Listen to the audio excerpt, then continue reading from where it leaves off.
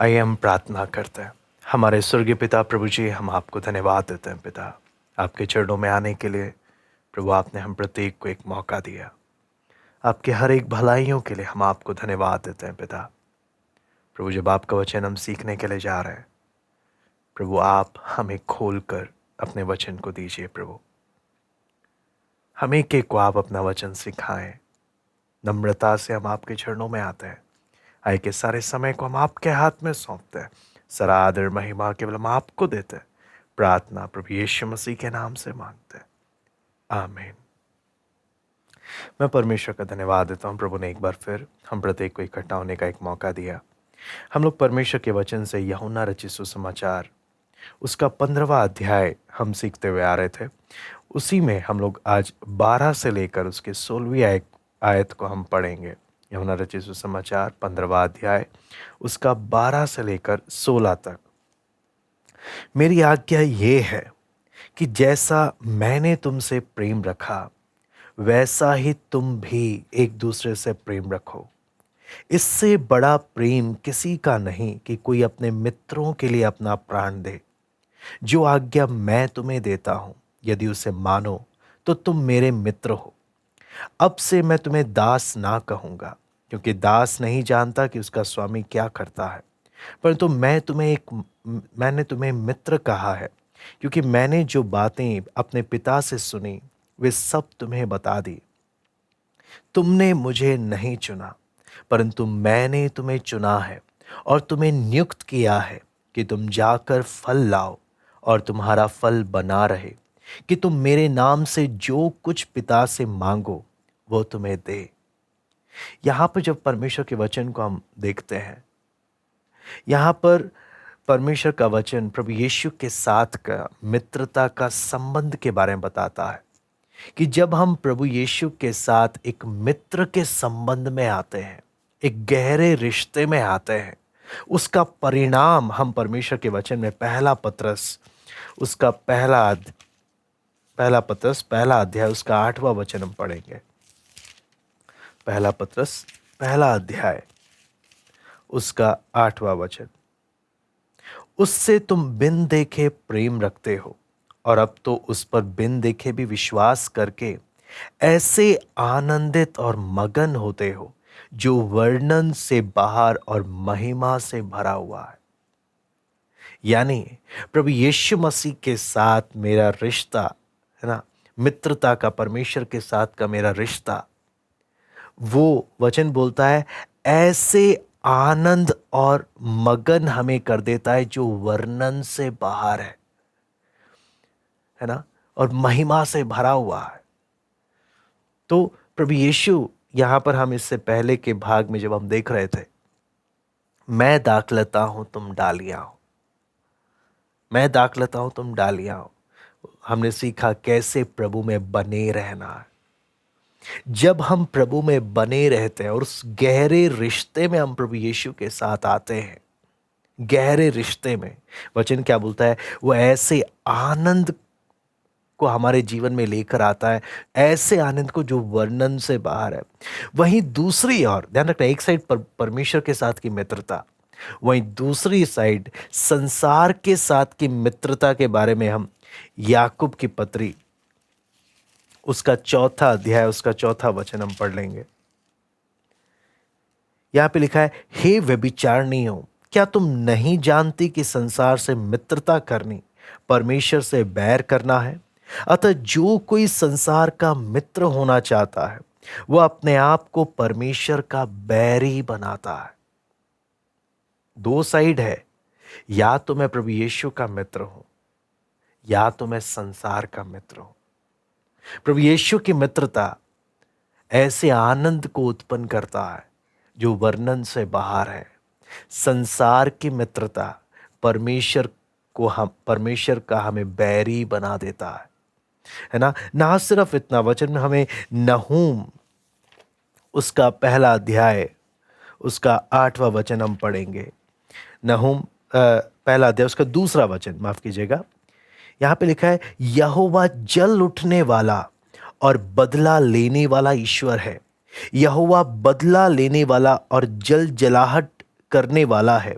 यहोवा अपने द्रोहियों से बदला लेता है और अपने शत्रुओं का पाप नहीं भूलता। तो यहां पर क्या चीज हम देखते हैं, संसार से मित्रता करना ना सिर्फ हमें परमेश्वर का बैरी बनाता है, बल्कि परमेश्वर के क्रोध को हम अपने जीवन में आमंत्रित करते हैं। वहीं प्रभु यीशु के साथ की मित्रता ऐसे आनंद को उत्पन्न करता है जो वर्णन से बाहर है ना। इसे आज जब हम देखने जा रहे हैं तो इसमें हम लोग जब देखेंगे प्रभु यीशु के साथ की मित्रता का 4 बातें हम देख सकते हैं, 4 गुण। सबसे पहला, जो प्रभु के साथ मित्रता के संबंध में होता है उसका सबसे पहला गुण क्या है, वो लोग आपस में एक दूसरे से प्रेम रखते हैं। जैसे डाली का दाखलता के साथ जब संबंध होता है तो डाली का दूसरे डाली के साथ भी एक प्रेम का संबंध होता है। वहीं दूसरी ओर वे उसकी आज्ञा का पालन करते हैं। तीसरा, वो गहरे सत्य को जानते हैं। चौथा, वचन क्या बोलता है, ये वो हैं जिन्हें प्रभु ने खुद चुना है। प्रभु यीशु के मित्र के बारे में मैं बात कर रहा हूं। नंबर 1,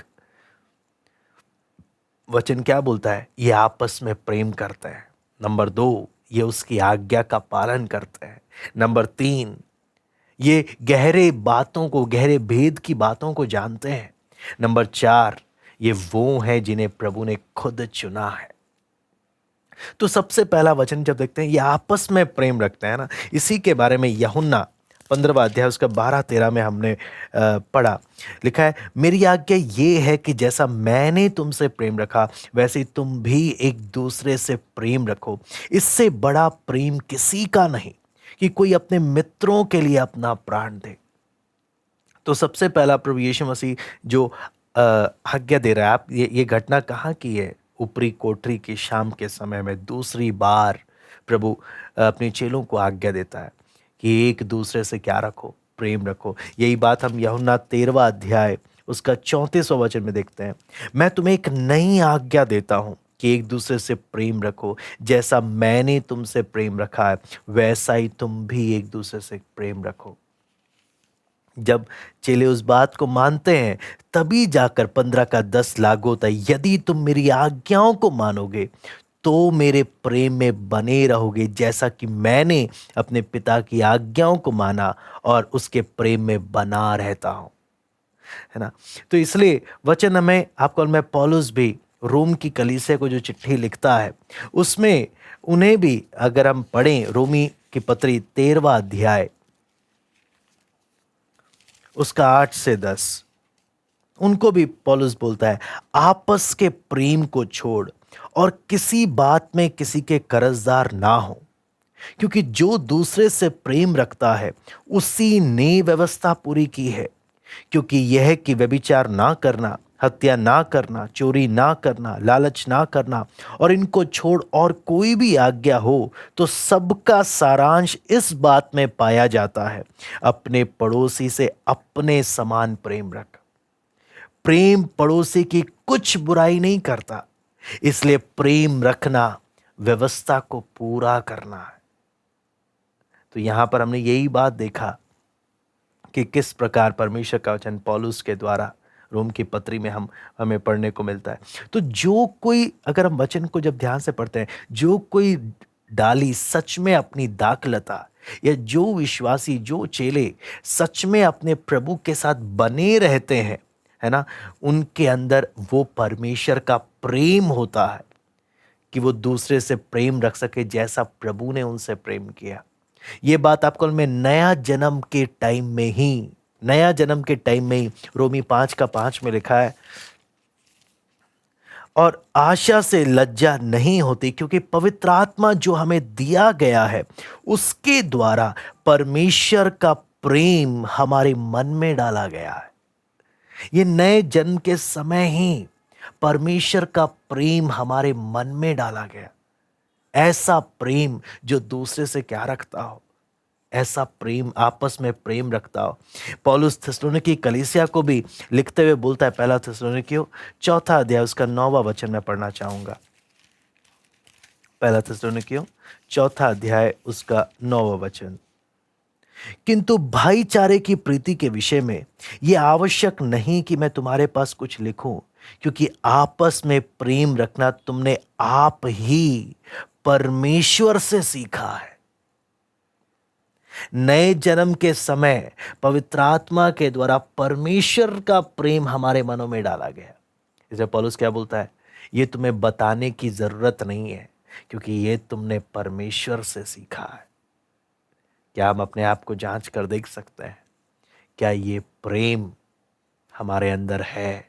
आपस का प्रेम जिसके बारे में परमेश्वर का वचन प्रभु यीशु मसीह हम एक एक को सीखने को देते हैं, है ना।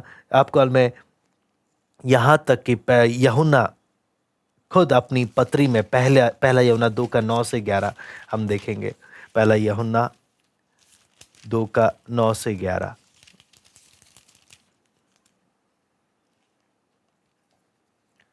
जो कोई यह कहता है कि मैं ज्योति में हूं और अपने भाई से बैर रखता है, वो अब तक अंधकार ही में है। जो कोई अपने भाई से प्रेम रखता है वो ज्योति में रहता है और ठोकर नहीं खा सकता। पर जो कोई अपने भाई से बैर रखता है वो अंधकार में है और अंधकार में चलता है और नहीं जानता कि कहाँ जाता है, क्योंकि अंधकार ने उसकी आंखें अंधी कर दी है ना। ना सिर्फ इतना, उसका तीसरा अध्याय उसका 10वां वचन भी मैं पढ़ना चाहूंगा। इसी से परमेश्वर की संतान और शैतान की संतान जाने जाते हैं। जो कोई धर्म के काम नहीं करता वो परमेश्वर से नहीं, और ना वो जो अपने भाई से प्रेम नहीं रखता, है ना। फिर उसके साथ साथ उसका 14 और 15 भी मैं पढ़ना चाहूंगा। हम जानते हैं कि हम मृत्यु से पार होकर जीवन में पहुंचे हैं, क्योंकि हम भाइयों से प्रेम रखते हैं। जो प्रेम नहीं रखता वो मृत्यु की दशा में रहता है। जो कोई अपने भाई से बैर रखता है वो हत्यारा है, और तुम जानते हो किसी हत्यारे में अनंत जीवन नहीं रहता। उसके बाद 4 का 7 और 8 भी मैं पढ़ूंगा। हे प्रियो, हम आपस में प्रेम रखें, क्योंकि प्रेम परमेश्वर से है। जो कोई प्रेम करता है वो परमेश्वर से जन्मा है और परमेश्वर को जानता है। जो प्रेम नहीं रखता वो परमेश्वर को नहीं जानता, क्योंकि परमेश्वर प्रेम है ना। इसके साथ इसकी 20वीं आयत को भी मैं पढ़ना चाहूंगा। यदि कोई कहे मैं परमेश्वर से प्रेम रखता हूं और अपने भाई से बैर रखे, तो वो झूठा है, क्योंकि जो अपने भाई से जिसे उसने देखा प्रेम नहीं रखता, तो वो अपने परमेश्वर से भी जिसे उसने नहीं देखा प्रेम नहीं रख सकता। मैं इसका 5वां अध्याय उसका पहली आयत को भी मैं पढ़ना चाहूंगा। जिसका यह विश्वास है कि यीशु ही मसीह है, वो परमेश्वर से उत्पन्न हुआ है, और जो कोई उत्पन्न करने वाले से प्रेम रखता है वो उससे भी प्रेम रखता है जो उससे उत्पन्न हुआ है। यहां पर आपको मैं इस पूरे यूहन्ना बार बार बार बार प्रेम पर जोर दे रहा है। क्यों? ये वही प्रेम है जो प्रभु यीशु ने कहा कि आपस में एक दूसरे से प्रेम रखो। हम यूहन्ना की पत्रियों के द्वारा क्या अपने आप को जान सकते हैं, जांच सकते हैं कि क्या मैं आज मेरे अंदर वो प्रेम है जो पवित्र आत्मा ने नए जन्म के समय में डाला था, या वो प्रेम मैंने खो दिया और संसार के साथ की मित्रता ने मेरे अंदर स्वार्थ को भर दिया, मेरे अंदर लालच को भर दिया। क्या वो प्रेम है? आपको मैं प्रेम करने का तरीका प्रभु यीशु बता रहा है। वो तरीका क्या है? जैसा मैंने तुमसे प्रेम रखा। शर्त यही है ना। प्रभु यीशु का प्रेम क्या है? बलिदान। यहां तक कि उसने हमारे लिए अपना जान तक दे दिया। ऐसा प्रेम रखने बोला गया है। इफिसियों 5वां अध्याय उसका 2रा वचन मैं पढ़ना चाहूंगा।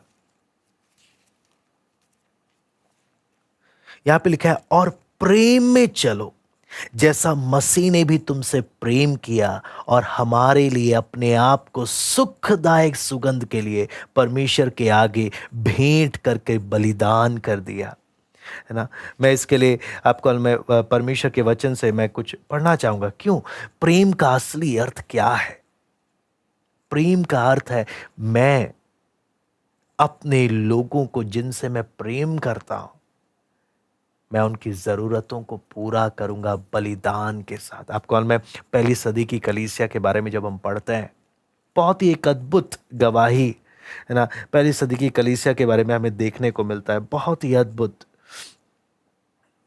जो मैं चाहूंगा कि हम एक एक उस बात के बारे में समझें। प्रेरितों काम, मैं एक उदाहरण आपको देना चाहता हूं। प्रेरितों काम 2 अध्याय उसका 44 और 45, यहां पे लिखा है, सब विश्वास करने वाले इकट्ठे रहते थे और उनकी सब वस्तुएं साझे में थी। वे अपनी अपनी संपत्ति और सामान बेच बेच कर जैसे जिसकी आवश्यकता होती थी बांट दिया करते थे। आप सोचकर देखो आपस का प्रेम क्या था, कि अपना सामान अपना नहीं कहते थे, कि सबका है। और यहां तक कि जब किसी भाई को या किसी विश्वासी को घटी देखते थे, उनकी कोई जरूरत देखते थे, तो वो वेट नहीं करते थे कि हां कोई आकर मेरे सामने रिक्वेस्ट करेगा, मेरे से मांगेगा, तब मैं उसकी मदद करूंगा। वचन बोलता है पैसे होने पर नहीं, वचन लिखा है वे अपनी संपत्ति बेचकर दूसरे की जरूरत पूरी करते थे। आप सोचकर देखो ना, कैसा प्रेम है कि अपनी संपत्तियों को बेचकर जिसको जरूरत है उसको दे देते थे। ऐसा प्रेम, ये है बलिदान वाला प्रेम। अन्य जाति या एक स्वार्थी सपने में ऐसा काम नहीं कर सकता। वो सामान बेचकर केवल अपना पूरा कर सकता है जरूरत, लेकिन वो सामान इसलिए नहीं बेचेगा कि दूसरे की जरूरत पूरी हो जाए। पैसे नहीं, वो दूसरे की जरूरत देखकर भी वो क्या बोलेगा, जब तक ये मांगेगा नहीं मैं इसकी मदद नहीं करूंगा। ये है एक स्वार्थी का पहचान। लेकिन वहीं आपको में जिसके अंदर वो प्रेम है, जो प्रेम परमेश्वर बोलता है, कलीसिया का उदाहरण आपको में पहली सदी के कलीसिया का अगर उदाहरण देखने लगे, कितना उदाहरण है, कितना उदाहरण है। क्योंकि अंदर स्वार्थ था ही नहीं, बल्कि वो बलिदान वाला प्रेम था, जो प्रेम प्रभु यीशु बोलकर गया। इतना गहरा रिश्ता। क्यों? प्रभु के लोग एक परिवार है। ये ऐसा परिवार है जो अनंत काल तक रहने वाला है, और अपने परिवार की घटी अपनी घटी समझकर पूरा करते थे। आप कल में परमेश्वर के वचन में मैं चाहूंगा यूहन्ना 13 अध्याय उसका 35वां वचन हम पढ़ें। यूहन्ना 13 अध्याय उसका 35वां वचन, यदि आपस में प्रेम रखोगे तो इसी से सब जानेंगे कि तुम मेरे चेले हो। प्रभु यीशु मसीह खुद कह रहा है ना। रोमी 5:6-8 मैं पढ़ना चाहूंगा। रोमी 5:6-8, क्योंकि जब हम निर्बल ही थे तो मसीह ठीक समय पर भक्तिहीनों के लिए मरा। किसी धर्मी जन के लिए कोई मरे यह तो दुर्लभ है, परंतु हो सकता है किसी भले मनुष्य के लिए कोई मरने का साहस भी करे। परंतु परमेश्वर हम पर अपने प्रेम की भलाई इस रीति से प्रकट करता है कि जब हम पापी ही थे तब मसीह हमारे लिए मरा। वो परमेश्वर का अद्भुत प्रेम। 2 कुरिन्थी 5:21,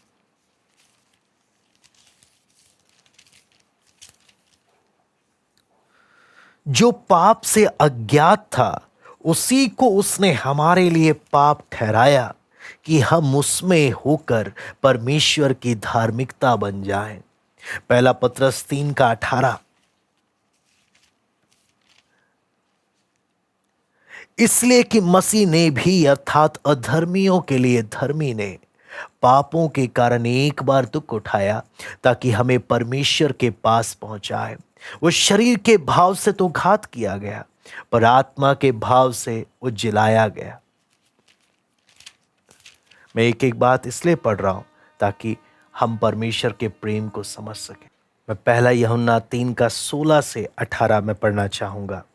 हमने प्रेम इसी से जाना कि उसने हमारे लिए अपने प्राण दे दिए, और हमें भी भाइयों के लिए प्राण देना चाहिए।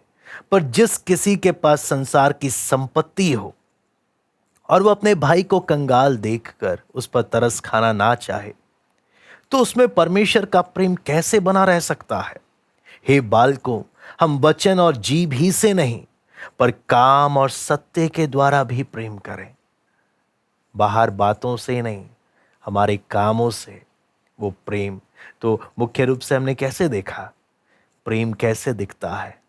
जब हम नम्रता से बलिदान रूपी प्रेम को दूसरों की जरूरत को पूरा करते हुए प्रकट करते हैं, तब दिखता है कि हाँ, सचमुच हम एक दूसरे से प्रेम रखते हैं। मुझे बदले में कुछ नहीं चाहिए, कोई स्वार्थ नहीं।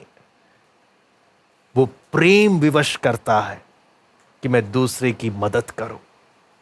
इसे हम बोलते हैं परमेश्वर का प्रेम, जो परमेश्वर ने उद्धार के समय हमारे मनों में डाला।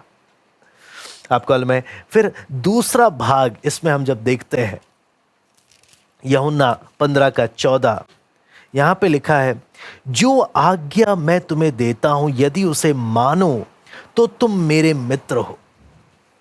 तो यीशु के मित्र का दूसरा लक्षण है, ये आज्ञा मानते हैं।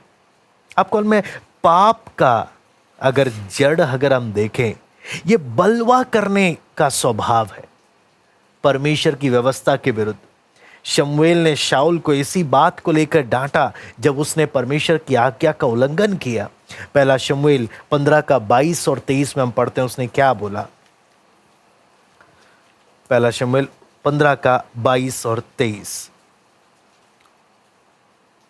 शमूएल ने कहा, क्या यहोवा होम बलियों और मेल बलियों से उतना प्रसन्न होता है जितना कि अपनी बात के माने जाने से प्रसन्न होता है? सुन, मानना तो बलि चढ़ाने से और कान लगाना मेढ़ों की चर्बी से उत्तम है। देख, बलवा करना और भावी कहने वालों से पूछना एक ही समान पाप है, और हठ करना मूर्तों और गृह देवताओं की पूजा के तुल्य है। तूने जो यहोवा की बात को तुच्छ जाना, इसलिए उसने तुझे राजा होने के लिए तुच्छ जाना है। यहां पर हम देखते हैं किस प्रकार शमूएल शाऊल को फटकार लगाता है, डांटता है। क्यों? प्रभु के मित्र उसकी आज्ञा का पालन करते हैं। आज्ञाकारिता कितना जरूरी है ना। नए नियम में भी आपको मालूम है, पाप का बलवा करने वाला स्वभाव के बारे में हम वचन में पढ़ते हैं। पहला यूहन्ना 3 अध्याय उसका 4 वचन, यहां पे लिखा है, जो कोई पाप करता है व्यवस्था का विरोध करता है, और पाप तो व्यवस्था का विरोध है ना। मत्ती 7 का 23 हम पढ़ेंगे। मत्ती 7 का 23।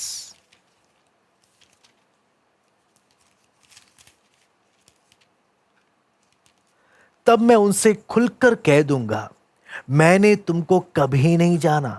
हे कुकर्म करने वालों, मेरे पास से चले जाओ, है ना। तो यहां पर हम परमेश्वर के वचन को जब देखते हैं, काफी आयतें हम परमेश्वर के वचन में इससे संबंधित नए नियम में हम देख सकते हैं। जैसे कि मैं एक और आयत पढ़ना चाहूंगा, 13 का 41। मनुष्य का पुत्र अपने स्वर्गदूतों को भेजेगा और वे उसके राज्य में से सब ठोकर के कारणों को और कुकर्म करने वालों को इकट्ठा करेंगे। यानी यहां पर हम देखते हैं कि पुराना नियम और नया नियम दोनों दिखाता है पाप का बलवा करने वाला स्वभाव, अनाज्ञाकारिता। कोई बोले मैं प्रभु का मित्र हूं और पाप में जीवन बिताए, अनाज्ञाकारिता में जीवन बिताए, वो हो ही नहीं सकता। आपको मालूम है, क्योंकि सारे पाप परमेश्वर के विरुद्ध बलवा करना है ना। जो एक व्यक्ति जब पाप से मन फिराता है, वो परमेश्वर के प्रति आज्ञाकारी बन जाता है ना। आप ऐसे नहीं बोल सकते कि मैं अपने आप को परमेश्वर के अधीन भी करता हूं और उसी समय में मैं पाप में जीवन भी बिता रहा हूं। ऐसा नहीं हो सकता, है ना। इसलिए बहुत जरूरी है, क्योंकि आज्ञाकारिता और विश्वास दोनों एक साथ चलते हैं। आज्ञाकारिता और विश्वास दोनों एक साथ। जब एक व्यक्ति उद्धार के समय में, आपको मालूम है क्या होता है, जो व्यक्ति एक समय पाप का गुलाम था, पाप का गुलाम था, उद्धार के समय होता क्या है, वो दिल से परमेश्वर के प्रति आज्ञाकारी बन जाता है ना। पाप का गुलाम व्यक्ति जब उद्धार के समय में दिल से परमेश्वर का आज्ञाकारी बन जाता है। प्रेरितों का काम 6 अध्याय उसका 7वां वचन मैं पढ़ना चाहूंगा।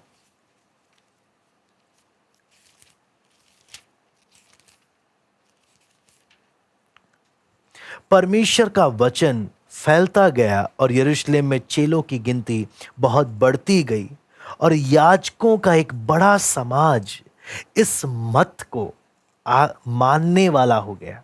जब हम अंग्रेजी में देते हैं, ये परमेश्वर की आज्ञा का पालन करने वाले बन गए। इसके मूल में जब हम देखते हैं, दूसरा थिस्सलुनीकियों में पौलुस क्या बोलता है, हम पढ़ेंगे। दूसरा थिस्सलुनीकियों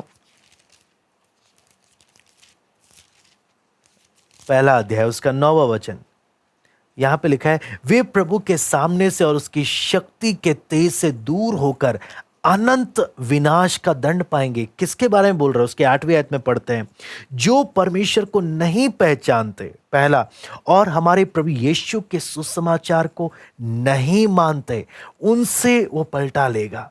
यानी जो अनाज्ञाकारी हैं उनके विषय में यहां पे बोलता है। इसलिए पतरस साफ साफ अपनी पत्री में भी, पहला पतरस 4 का 17वां वचन हम पढ़ते हैं, क्योंकि वो समय आ पहुंचा है कि पहले परमेश्वर के लोगों का न्याय किया जाए, और जबकि न्याय का आरंभ हम ही से होगा तो उनका क्या अंत होगा जो परमेश्वर के सुसमाचार को नहीं मानते।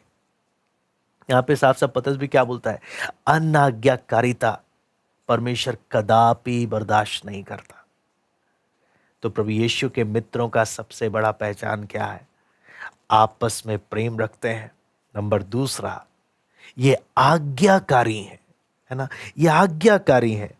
इब्रानियों की पत्री जब आप खोलेंगे 11वां अध्याय में, विश्वास के शूरवीरों के बारे में जब देखते हैं, उनका विश्वास कैसे प्रकट हुआ, उनके जीवन की आज्ञाकारिता के द्वारा उन्होंने अपने विश्वास को प्रकट किया। पहला पतरस उसका 1 अध्याय उसका 2 वचन जब मैं पढ़ना चाहूंगा, यहां पे लिखा है, परमेश्वर पिता के भविष्य ज्ञान के अनुसार आत्मा पवित्र करने के द्वारा आज्ञा मानने और यीशु मसीह के लहू से छिड़के जाने के लिए चुने गए हैं। लिखा है, chosen to obey Jesus Christ. मुझे चुना ही इसलिए कि मैं प्रभु यीशु की आज्ञा का पालन करूं, है ना। तो इसलिए हमें मालूम चलता है आज्ञाकारिता कितना जरूरी है। आपको मालूम है, आज्ञाकारिता के द्वारा हम उद्धार नहीं पाते, लेकिन उद्धार पाया है उसका परिणाम हमारे जीवन की आज्ञाकारिता के द्वारा दिखता है। मैं दोबारा से बोलता हूं, आज्ञाकारिता के आधार पर हम उद्धार नहीं पाते, वो तो परमेश्वर का अनुग्रह है जिसके द्वारा हमें उद्धार मिलता है। लेकिन उद्धार पाया है उसका परिणाम हमारे जीवन की आज्ञाकारिता से दिखता है। आपको में ना सिर्फ इतना, दूसरा बात हमने देखा, तीसरा बात है, यीशु के मित्र गहरे सत्य को जानते हैं। इसलिए यूहन्ना 15वां अध्याय उसका 15वां वचन मैं पढ़ना चाहूंगा।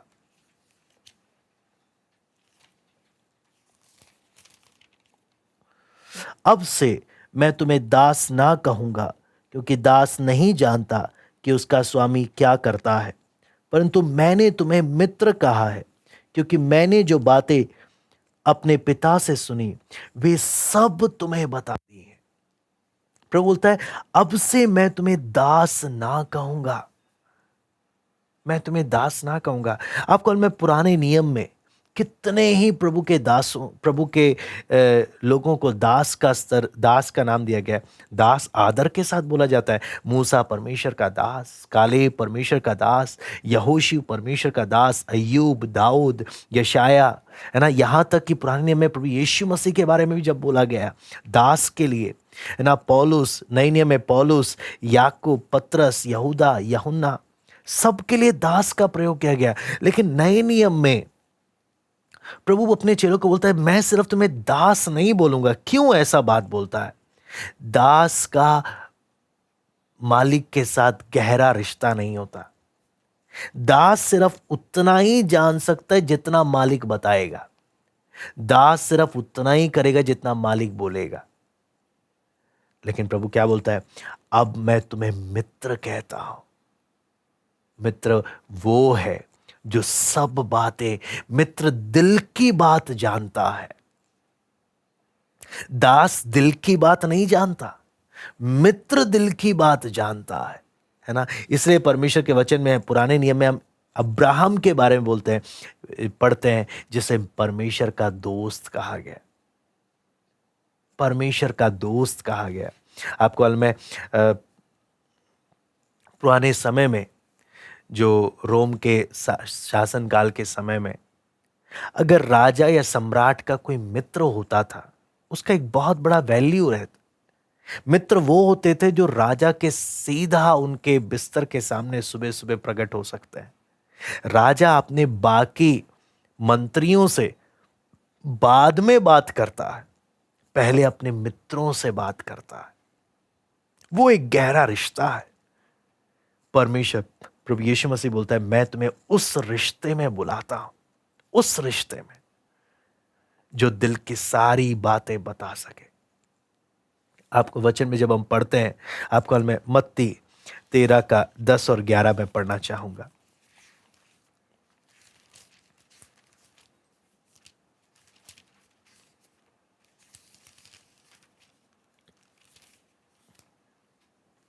चेलों ने पास आकर उससे कहा, तू लोगों से दृष्टांतों में क्यों बातें करता है? उसने उत्तर दिया, तुमको स्वर्ग के राज्यों के भेदों की समझ दी गई है, पर उनको नहीं। यहां पे आप देखें, प्रभु भीड़ से दृष्टांत में बात कर रहा है। क्यों? भीड़ दोस्त नहीं है। लेकिन वचन क्या बोलता है? दोस्त को स्वर्ग के राज्य के भेद को समझने का काबिलियत दिया है। दोस्त भेद की बातें जानता है, सीक्रेट बातों को जानता है। सब नहीं जानते, दोस्त सीक्रेट्स जानता है। लूका 10 का 23 और 24 में पढ़ना चाहूंगा। तब चेलों की ओर मुड़कर अकेले में कहा, धन्य है वे आंखें जो ये बातें जो तुम देखते हो देखती हैं, क्योंकि मैं तुमसे कहता हूं कि बहुत से भविष्यद्वक्ताओं और राजाओं ने चाहा कि जो बातें तुम देखते हो देखें पर ना देखें, और जो बातें तुम सुनते हो सुने पर ना सुने। प्रभु यीशु बोलता है, तुम धन्य हो। यहां पर जब हम देखते हैं, प्रभु यीशु क्या बोलता है? कितने बातें जानना चाहते थे, कितना ये बात देखना चाहते थे, उन्हें नहीं मिला मौका। तुम दोस्त हो, तुम्हें ये बातें खुलकर मिल रही हैं।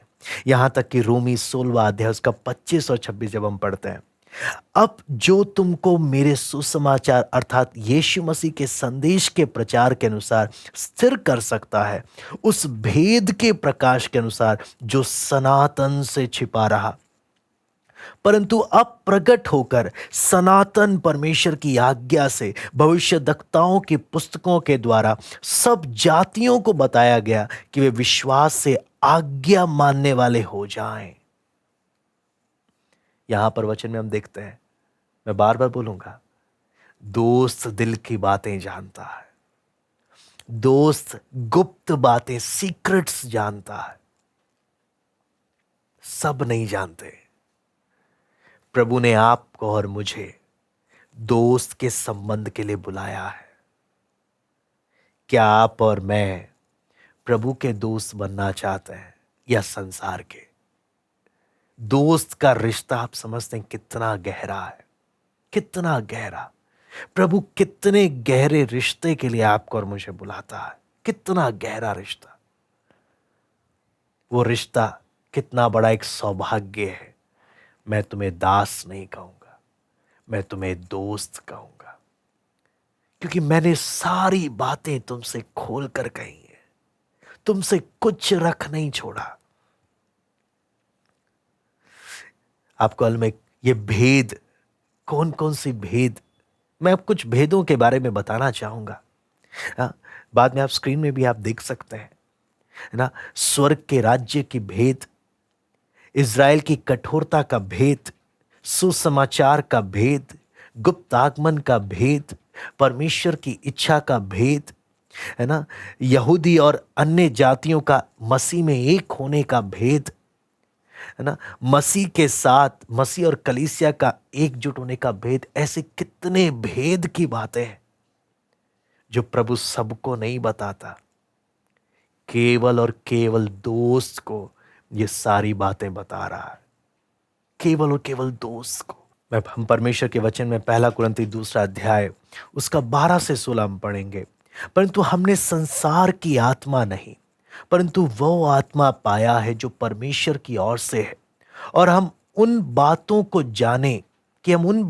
जाने जो परमेश्वर ने हमें दी है, जिनको हम मनुष्य के ज्ञान की सिखाई हुई बातों में नहीं, परंतु आत्मा की सिखाई हुई बातों में आत्मिक बातों से मिलाकर सुनाते हैं।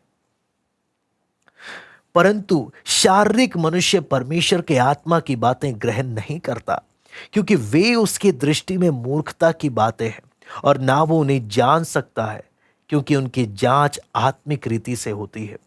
आत्मिक जन सब कुछ जांचता है, परंतु वो आप किसी से जांचा नहीं जाता, क्योंकि प्रभु का मन किसने जाना है कि उसे सिखाए, परंतु हम में मसीह का मन है। यहां पर हमने देखा किस प्रकार परमेश्वर अपनी गुप्त बातें अपनी आत्मा के द्वारा प्रकट करता है। आखिरी पहलू को हम देखकर हम समाप्त करेंगे। यूहन्ना 15वां अध्याय उसका 16वीं आयत को हम पढ़ेंगे। तुमने मुझे नहीं चुना, परंतु मैंने तुम्हें चुना है और तुम्हें नियुक्त किया कि तुम जाकर फल लाओ और तुम्हारा फल बना रहे, कि तुम मेरे नाम से जो कुछ पिता से मांगो वह तुम्हें दे। यहां पर हम साफ साफ क्या चीज देखते हैं? प्रभु यीशु क्या बोलता है? तुमने मुझे नहीं चुना, परंतु मैंने तुम्हें चुना। आपको मालूम है, यहूदी परंपरा के ठीक उलट प्रभु काम बात कर रहा है। यहूदी परंपरा में चेले गुरु को चुनते थे कि हमने किसको अपना गुरु बनाना है, लेकिन प्रभु क्या बोलता है? तुमने मुझे नहीं, मैंने तुम्हें चुना है। आज आप और मैं भी जरा अपने जीवन को देखें। अगर प्रभु ने आपको और मुझे चुना नहीं होता, आज आप और मैं यहां नहीं बैठे होते। आज हम परमेश्वर के चरणों में, परमेश्वर के वचन में इसलिए बैठे हैं क्योंकि हमने प्रभु को नहीं, प्रभु ने हमें चुना है। हमने चुना होता तो हम कब का छोड़कर भी चले गए होते, कब का हम पाप के दलदल में वापस पड़े होते, कब का हम संसार में नाश की ओर जा रहे होते। उसने हमें चुना, कितना बड़ा एक सौभाग्य है। चुना क्यों है ना, वो भी लिखा है कि तुम जाकर फल लाओ। हमने फल के बारे में देखा है, इसे उसमें हम ज्यादा जाने की जरूरत नहीं है। चुना इसलिए तुम जाकर फल लाओ। सिर्फ फल लाना नहीं, लिखा क्या है? तुम्हारा फल बना रहना चाहिए। ये नहीं कि फल लगा, टूट के गिर गया, खत्म हो गया। फल बना रहना चाहिए। और आगे क्या लिखा है? ऐसा करने से तुम मेरे नाम से जो कुछ पिता से मांगोगे वो तुम्हें पिता देगा। प्रार्थना का शर्त है, पिता से मांगना है, विश्वास से मांगना है। मेरे नाम से, यीशु मसीह के नाम से, नाम बोलने का मतलब क्या है? यीशु मसीह अगर मेरी जगह पिता से प्रार्थना करता तो क्या वही मांगता जो मैं मांग रहा हूं? यानी उसकी इच्छा और उसके स्वभाव के अनुसार मांगना। इसलिए उस आयत को समझे हम।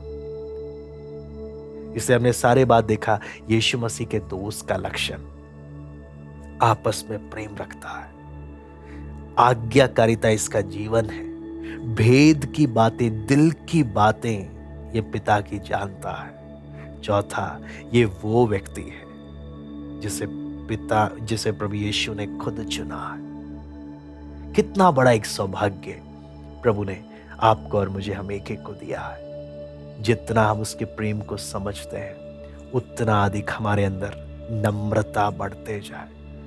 प्रभु कितना तूने हमसे प्रेम किया, हम नालायकों को तूने चुन लिया, तूने जगत के मूर्खों को तूने चुन लिया कि ज्ञानवानों को लज्जित करे, तूने जगत के निर्बलों को चुन लिया कि बलवानों को लज्जित करे, तूने जगत के उनको चुना जो कुछ है भी नहीं, ताकि जो अपने आप को कुछ समझते हैं उन्हें लज्जित करे।